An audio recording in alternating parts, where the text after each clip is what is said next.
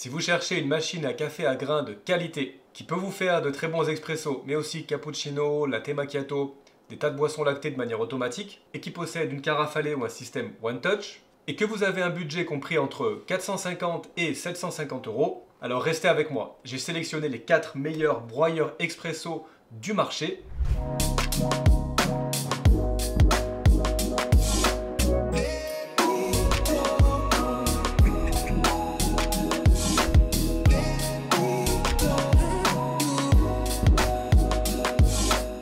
Salut, c'est Colin du site Café Lista et je vais vous aider dans cette vidéo à trouver la machine qui vous conviendra parfaitement. À savoir la Philips 5400, la DeLonghi Dynamica, la Melita Laticia et la Krups Evidence. J'ai ces machines depuis plusieurs mois, j'ai fait des centaines et des centaines de cafés et je vais vous donner mon avis pour savoir quelle est la meilleure machine, laquelle est la meilleure pour les boissons lactées, laquelle est la meilleure pour les expressos. Bref, vous saurez tout pour pouvoir vous faire votre choix et aussi choisir la machine qui vous correspond. Avant de rentrer dans le vif du sujet, un petit mot sur la méthodologie. Comme je vous le disais en introduction, j'ai ces machines depuis plusieurs mois. J'ai donc pu faire énormément de café, toutes les boissons possibles. J'ai une grille d'analyse assez précise que j'utilise pour tester toutes les machines. Les machines ont toutes des réglages assez similaires. L'objectif est donc d'avoir à peu près le même expresso sur chaque modèle. La finesse de la mouture, ça dépendra un peu des moulins, mais on se trouve aussi dans les positions les plus basses en général. J'utilise aussi une eau filtrée, la même pour toutes les machines.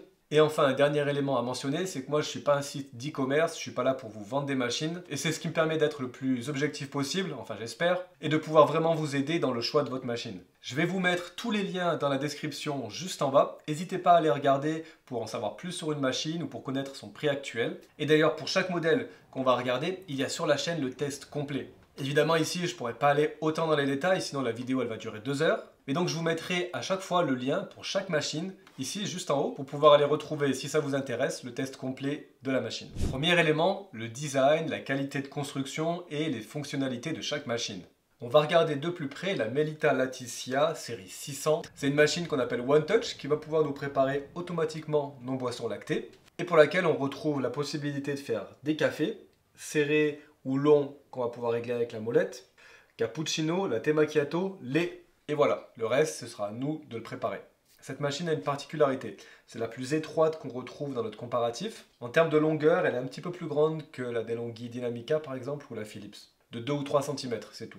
Le bac à grains et le réservoir à eau se trouvent sur le dessus. Et on a de ce côté-là une trappe entière qu'on va pouvoir enlever pour pouvoir régler le moulin qui se règle lui sur 5 positions. Et la possibilité de sortir le bloc d'infusion pour le nettoyer. En termes de design, Melita a vraiment fait le choix de quelque chose de très épuré. On a peu d'options, peu de boutons, c'est simple à prendre en main. Le devant de la façade ici est en plastique noir mat. Ça c'est un plus je trouve, ça permet d'éviter qu'il y ait trop de taches, c'est un peu plus facile à nettoyer. Le bec verseur ici peut se descendre et se monter un peu, mais pas beaucoup. On n'a pas une très grande marge de manœuvre en termes de descente. Et on retrouve assez peu de métal sur cette machine. Quasiment pas d'ailleurs, il y a une toute petite touche ici, sur le bac de récupération. Alors c'est la partie blanche que vous voyez qui est en métal et qui a été recouverte d'un petit film plastique donc pour éviter aussi les rayures. Un design vraiment très minimaliste, une prise en main qui se fait très vite, très simple. Voilà ce qu'on peut dire en résumé sur la Melita Laticia. La Philips 5400 est une machine qui, je trouve, a un très beau design. On a un grand bac à grains qui permet de mettre 300 g de café, un petit repose-tasse, le devant de la machine ici est en plastique, mais on dirait un espèce d'acier brossé gris. C'est un bel effet et ça se nettoie facilement. On retrouve ensuite le plateau égouttoir qui est en métal, donc ça vient rajouter une petite touche de qualité qui est appréciable. Sur cette machine, on a donc là le système Latego, dont on va reparler un petit peu après. Et puis de ce côté-là, le réservoir à eau, la trappe qui va nous permettre là aussi d'avoir accès au bloc d'infusion. On retrouve avec la 5400 un moulin qu'on va pouvoir régler sur 13 positions, à meule plate et en céramique. Et en termes de boisson, on a le choix. Expresso, café long, l'americano, cappuccino, latte macchiato, le lait à la demande, flight white, un café allongé, un ristretto. Et autre chose intéressante à noter, c'est qu'on peut régler pour chaque boisson le volume de café qu'on veut et le volume de lait. La Krups Evidence est une machine intéressante puisque c'est la plus compacte de notre comparatif. Elle n'est pas très large et elle est vraiment pas très profonde. A noter que le réservoir à eau par contre est le seul qui se trouve à l'arrière de la machine et qu'il vous faudra un petit peu d'espace sur le haut pour pouvoir le sortir. On a 15 possibilités de boissons préenregistrées. On a là aussi un système One Touch avec une carafe à lait qui est ici, avec des options intéressantes. Et on retrouve le broyeur classique de chez Krups ici, qu'on peut régler sur le haut de la machine, réglable sur 3 positions. C'est un peu dommage, j'aurais apprécié qu'il soit réglable au moins sur 5, comme la Melita par exemple. Dans notre comparatif, on a les Philips et DeLonghi qui peuvent être réglés sur 13 positions. Là pour le coup c'est beaucoup, en général on utilise assez peu cette plage de réglage. Et Krups par contre qui a seulement 3 possibilités. Mais ça ne nous empêche pas de faire un café pas mal, on en parle juste après. A noter aussi qu'on est sur une machine qui est par contre entièrement en plastique, on n'a aucune touche ici de métal. C'est dommage et j'aurais apprécié peut-être ce repostas ici en métal. Ça aurait pu bien s'allier avec le reste de la machine et avec le devant qui est en plastique chromé. Alors c'est joli avec le plastique noir brillant, par contre c'est une machine qui est aussi très salissante. À la différence aussi des autres modèles, le bac de récupération du café moulu se trouve sur le côté. Et ici on a donc le repostas et les eaux usées qui vont tomber à l'intérieur, les eaux de rinçage. On est aussi sur des très petits récipients. Autre élément intéressant, sur toutes les autres machines, le bec verseur descend rarement suffisamment bas. Avec la Krups, on peut aller jusque là. Un petit plus pour éviter de casser la créma ou d'avoir du café qui gicle de partout. Une autre spécificité intéressante, c'est qu'on a ici un petit écran LCD avec un grand choix de boissons disponible directement sur l'écran. On est avec des boutons tactiles. La Dinamica de DeLonghi, c'est une machine qui est presque à part parce qu'au final c'est quasiment une marque à elle seule. On retrouve des modèles assez simples comme celui-ci à des modèles beaucoup plus perfectionnés comme la Dinamica Plus mais qui sont aussi beaucoup plus chers. On a donc une gamme de prix assez large et aussi des options qui vont du plus simple au plus compliqué. Je ne reviendrai pas sur tous les modèles, pour ça je vous recommande d'aller voir cette vidéo ici. Mais on va donc parler de la gamme Dinamica et de toutes les possibilités qu'elle nous offre. En termes design et qualité de construction, on a ici un parti de prix de DeLonghi que je trouve assez intéressant. Pour les 3 autres machines, le design est assez similaire avec quelques petits changements. Mais pour la Dinamica, on a vraiment ici l'interface, le panneau de contrôle qui sort vraiment une espèce de protubérance sur le devant de la machine. Ce qui en fait un design particulier. Ça ne plaît pas à tout le monde. Moi personnellement, je trouve que c'est assez bien réussi. On a pour ce modèle-là un mélange entre du plastique noir brillant, les chromes sur les côtés, une belle touche qui vient rehausser l'ensemble d'impression de qualité de la machine avec le plateau égouttoir qui est en métal. Cela dit, attention, il se raye extrêmement vite, je vous conseille de le protéger si possible. Au niveau fonctionnalité, on retrouve ici le broyeur classique de DeLonghi en acier, 13 positions qu'on peut régler ici. Là où se trouve aussi le bac à grains. On a la trappe à café moulu qui se trouve à cet endroit, comme pour les machines Philips. Très pratique donc pour utiliser du déca. Et ensuite, on a le même système avec le réservoir d'eau qui se trouve de ce côté-là, qu'on peut enlever. Et ensuite, une petite trappe qui nous permet d'accéder à l'intérieur de la machine et de pouvoir sortir le bloc d'infusion. Les Dinamica viennent avec soit des boutons tactiles comme celui-là, ou alors un petit écran LCD, ou pour la Dinamica Plus, un écran couleur. On regardera ça plus en détail après. Maintenant qu'on a une idée des différentes fonctions de ces différents broyeurs expresso, on va s'intéresser au cœur de la machine, à la qualité de l'extraction et à l'expresso. Regardons maintenant de plus près ce que la Melita Laticia peut nous offrir en termes d'expresso et de qualité d'extraction. Pour ça, vous le savez, je le répète à chaque vidéo et je le dirai simplement ici, il nous faut du bon café. Ici, on a du café de spécialité, excellent.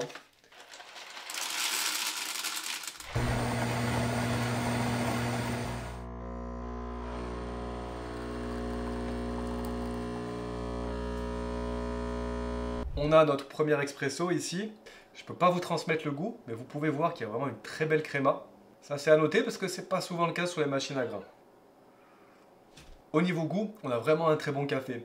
On a une belle extraction pour ce type de machine. On a quand même une texture qui est un petit peu présente. Vous savez que c'est quelque chose qui est difficile à recréer pour les machines automatiques. On a la présence des arômes, on a vraiment un expresso qui a du corps. Et en même temps, je ne suis pas si étonné, sur toutes les machines Melita que j'ai pu tester, en général, il y a vraiment un très bon travail en termes d'extraction expresso. Donc ici, pour moi, cette machine, c'est une belle réussite.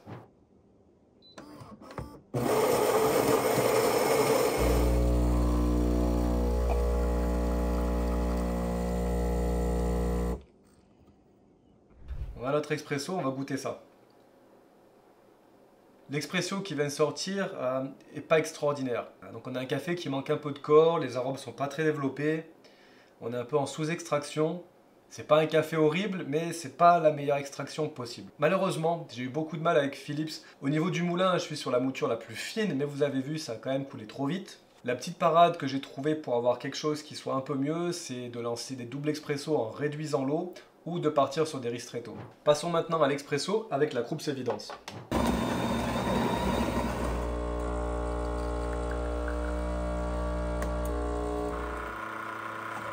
Vous l'avez vu, j'ai dû replacer la tasse à plusieurs reprises. En fait, cette machine, pendant l'extraction, vibre tellement qu'elle a tendance à faire déplacer les petites tasses comme ça. Donc attention, si vous ne restez pas à côté et que vous avez des tasses assez légères comme ça, elles auront tendance à partir et vous allez retrouver votre café dans le bac de récupération. On a une créma ici un petit peu plus intéressante que sur la Philips, qui est un peu plus foncée.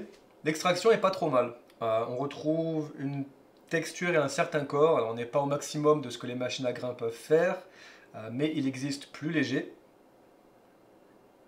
Le café sort suffisamment chaud, ça c'est une bonne chose, on va attendre un peu.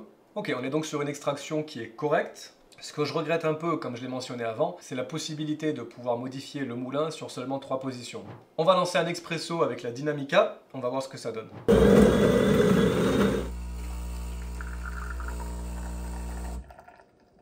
On a notre expresso, on a une assez belle créma, bien réussie. Le café est bon, on a là vraiment une bonne extraction. On retrouve un certain corps et une certaine texture, qui est ce qu'on peut retrouver de mieux dans les machines à expresso à grains. On ressent bien les arômes, on a une petite acidité qui est particulière du café que j'ai mis dedans. Donc là, en même temps, c'est pas une grande surprise. La Dynamica, c'est pas la première DeLonghi que je teste. Et en général, à chaque fois, on a vraiment une bonne qualité dans l'extraction de l'expresso. Intéressons-nous maintenant au café long et aux possibilités de chaque machine pour avoir un mug de café. Regardons maintenant ce que la machine nous propose en termes de café long ou d'americano. Et ici, on a tout simplement un seul choix. Comme je vous le disais, en fait, il y a un seul bouton pour le café qui va nous faire un expresso simple ou double, comme on vient de le faire, ou alors le café long qu'on va pouvoir régler avec la molette qui est ici.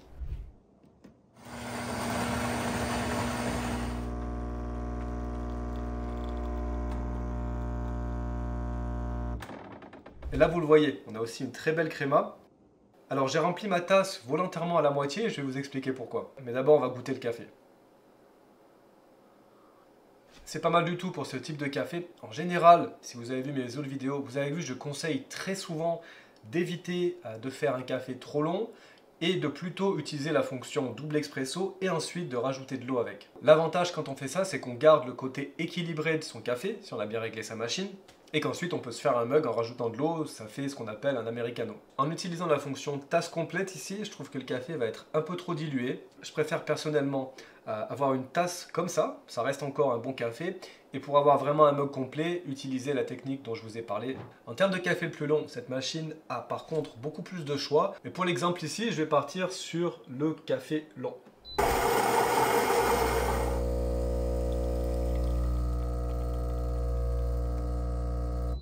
Pour le café long, vous vous en doutez, si l'expresso est un peu léger, c'est ce qui va se passer après avec celui-là. La créma ici a le même problème. Et sans surprise, on se retrouve avec là aussi un café qui manque de corps. Donc là aussi, pour pallier à ce problème, j'aurais plutôt tendance à partir sur un americano en faisant un double expresso ou en réduisant un peu mon volume d'eau. Au niveau des cafés longs, on a là aussi plusieurs options intéressantes. On a l'americano et on va partir sur ce que la machine appelle un long café.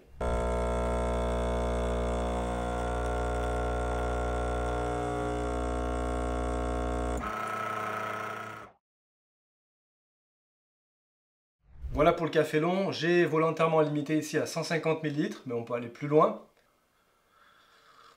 Le résultat est pas mal pour ce type de café.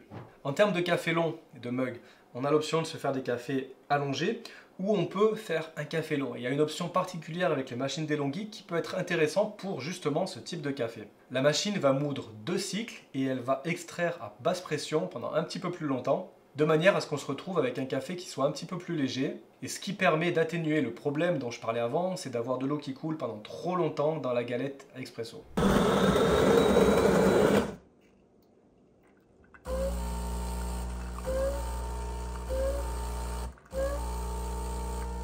On a notre café long. Et c'est une option que j'apprécie vraiment sur les DeLonghi, la possibilité d'avoir ce type de café. Tout l'intérêt de cette catégorie de machines, c'est en général d'avoir un système qu'on appelle One Touch qui va permettre de faire des boissons lactées automatiquement. On va regarder maintenant qu'est-ce qu'elle nous propose, quels sont les différents types de systèmes à lait, lequel est le plus efficace, place donc au latte macchiato et aux boissons lactées. La Melita Laticia vient avec ce qu'on appelle un système One Touch, c'est donc qu'elle va pouvoir nous faire cappuccino et latte macchiato automatiquement. Il suffit pour ça de plonger ce tuyau à l'intérieur ici de notre pichet avec le lait. Et la machine en fait va s'occuper de tout, va préparer le café et le lait moussé correctement et faire tout tomber à l'intérieur de notre tasse. C'est dommage que Melita ait pas mis avec la machine une carafe ou alors ce qu'elle appelle la lance, c'est un système qui permet de mettre directement dans la brique de lait. On se retrouve donc simplement avec le tuyau. Acheter un pichet ou un récipient pour le lait peut être pratique. Pour préparer son cappuccino, il suffit simplement de choisir le volume qu'on veut en tasse, toujours avec la même molette, et ensuite de lancer sa boisson.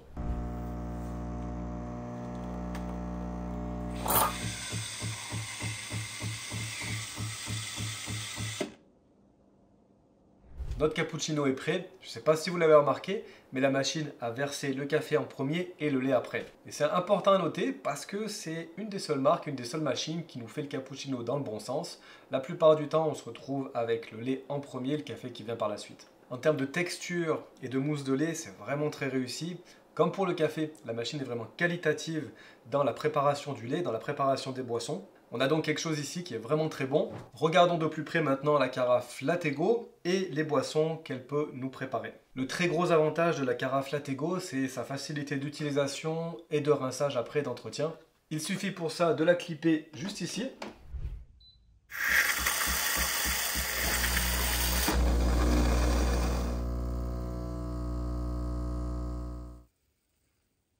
Notre cappuccino est prêt. Là, vous l'avez vu, la machine l'a fait dans le sens inverse. On a eu d'abord le lait et le café est arrivé par la suite. Au niveau de la texture et de la préparation de la mousse de lait, ça va manquer un petit peu de finesse. On est sur une mousse avec des bulles assez grosses.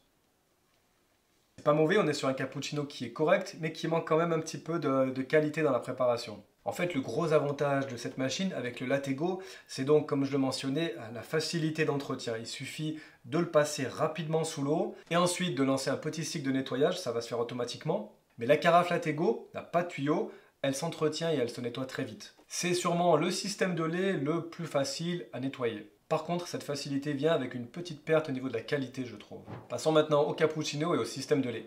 Cette machine-là, comme la Melita Laticia, vient avec un système One Touch externe, donc un système avec tuyau ici, et la carafe qui vient déjà. L'avantage de cette carafe à lait, c'est que vous allez pouvoir simplement tirer le tuyau une fois qu'il est propre et puis la garder au frigo. On a donc une étape de moins à faire que la Laticia avec un système assez similaire. Par contre, vous allez le voir, on va en parler un peu après, l'inconvénient ici c'est le nettoyage. Mais d'abord, la qualité des boissons. Et on va partir comme sur les autres machines avec un cappuccino.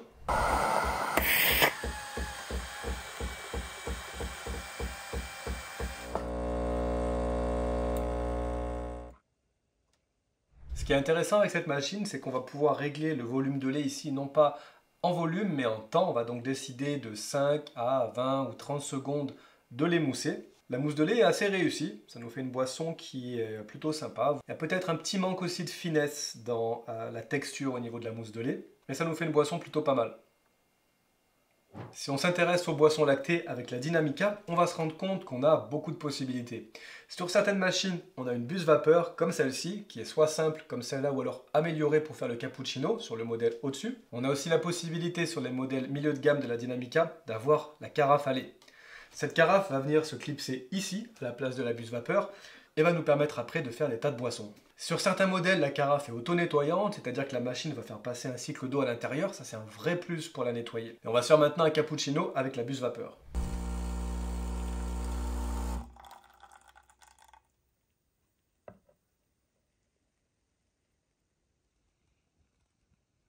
On a notre cappuccino. L'avantage avec une buse vapeur comme ça, c'est qu'on va pouvoir vraiment adapter sa mousse, adapter son type de boisson, à condition de la prendre un petit peu en main. Sur les autres Dynamica, le pichet Latte Crema fait un excellent travail. J'ai pu le tester sur différentes machines, sur l'Eletta Explore. C'est parmi les systèmes de lait automatique à carafe les meilleurs. Au niveau bruit, on va lancer un café, on va mesurer les décibels et puis on pourra comparer avec l'ensemble des autres machines. Pendant le broyage, on a eu un pic à 75 décibels. Et maintenant, le bruit de la machine. Avec la Krups Evidence, on a un pic à 75 décibels. Même chose donc que la Melita Laticia.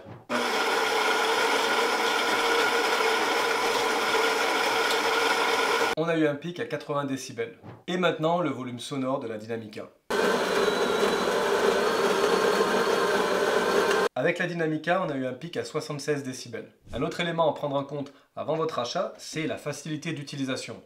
Lequel de ces broyeurs expresso a la meilleure ergonomie, a la meilleure prise en main? Focus maintenant sur l'interface utilisateur, les écrans et les différents réglages. Parlons maintenant facilité d'utilisation, interface utilisateur. On choisit notre boisson avec une touche et on règle le volume avec le bouton qui est là-bas. Une machine extrêmement simple qui conviendra parfaitement à des gens qui n'ont pas envie d'avoir quelque chose de compliqué et qui ont envie tout simplement de se faire un café en appuyant sur une touche. Pas de réglage, pas d'écran, pas de profil utilisateur, il n'y a rien de tout ça. Mais la machine nous fait un bon café et elle le fait bien. Pour les passionnés de café ou les gens qui aiment un peu bidouiller, et c'est mon cas, il manque peut-être quelques possibilités d'ajustement. A noter aussi que c'est la seule machine avec la DeLonghi qui vient nous offrir ici la possibilité d'utiliser du café qui est déjà moulu et de le mettre ici. Au niveau facilité d'utilisation, ergonomie, on se retrouve ici avec des boutons tactiles et un petit écran couleur. Dans notre comparatif, il y a seulement la DeLonghi Dynamica Plus, mais qui est un peu plus cher, qui va venir avec un écran couleur plus grand et plus performant que celui-là. Cela dit, ça reste un bon écran, ça nous permet de faire le choix assez facilement avec les boutons tactiles. On peut aussi naviguer dans les différentes options, accéder aux différents menus de nettoyage et de réglage, et accéder très facilement aux différents profils utilisateurs. Alors ça c'est pratique, si vous êtes plusieurs dans la famille, vous pouvez enregistrer chacun votre boisson avec le niveau de café, de lait que vous préférez. La machine enregistre tout ça, et un petit code de couleur qui se reconnaît bien va vous permettre après de sélectionner le profil que vous désirez. Une très bonne note donc pour l'interface utilisateur que je trouve vraiment excellent. Au niveau de l'interface utilisateur avec la Krups Evidence, alors on a quelque chose d'intéressant. On a un petit écran LCD qui va nous permettre de sélectionner facilement les boissons qu'on veut, de pouvoir aller dans les réglages, de pouvoir aller changer la température de l'eau, de pouvoir aller aussi dans les menus d'entretien. Alors c'est un petit écran LCD, on n'est pas sur un écran couleur ni tactile, mais c'est pratique pour pouvoir naviguer. Par contre, l'inconvénient, c'est que les pictogrammes ici qui sont tactiles dessous sont pas très visibles, on ne sait pas vraiment ce que c'est, et au premier abord, c'est pas facile de s'y retrouver. Au bout d'un moment d'utilisation, vous allez savoir à quoi ça correspond, mais c'est pas l'idéal.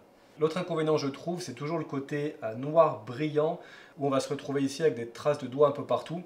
On a ici quelque chose de très simple, des boutons tactiles, c'est tout, qui vont nous permettre de faire la sélection dans le café. Alors ils sont pratiques, l'inconvénient avec ce système c'est dès qu'on voudra aller dans les menus, dans les réglages, il faudra passer par une combinaison de touches. Sur les gammes de Dynamica un peu plus élevées, on a un petit écran LCD qui lui va justement venir pallier à ce petit problème et qui, bien qu'il ne soit pas extraordinaire, est fonctionnel et permet une bonne sélection.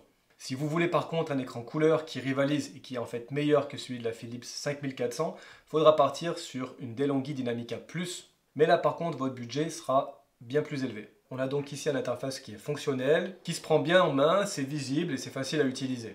Terminons notre comparatif par un sujet qui est peut-être un peu moins intéressant que le cappuccino ou l'expresso, mais qui est pourtant très important, c'est l'entretien et le nettoyage des machines. Et là vous allez le voir, il existe des différences certaines entre les modèles. En termes d'entretien et de nettoyage, on retrouve ici les grands classiques avec le rinçage du groupe d'infusion. On va donc pouvoir le sortir, il faudra le rincer toutes les semaines.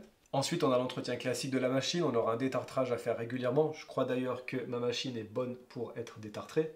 Et puis, il y a un élément particulier qui est propre aux machines One Touch avec un tuyau comme ça va être le nettoyage du système de lait.